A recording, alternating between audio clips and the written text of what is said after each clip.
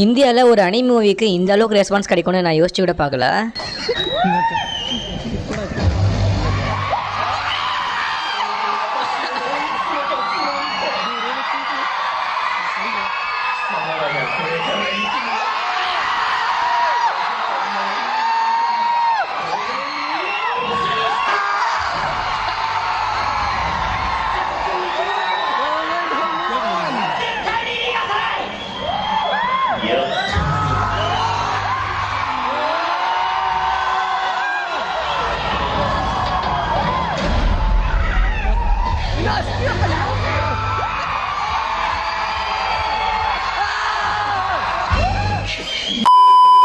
தேட்டருக்கு போய் பார்க்குற ஐடியாவில் இருக்கீங்க அப்படின்னா கண்டிப்பாக போய் பாருங்கள். அப்படி இல்லைன்னா ஹெச்டி பிரிண்ட் வர வரைக்கும் வெயிட் பண்ணி பாருங்கள். அனிமேஷன்லாம் பயங்கரமாக இருக்கும். Just as we expected. Demon ஸ்லேயர்னா இன்ஃபினிட்டி பட்ஜெட் தான். அப்சல்யூட் சினிமான்னு தான் சொல்லி ஆகணும். கண்டிப்பாக போய் பாருங்கள்.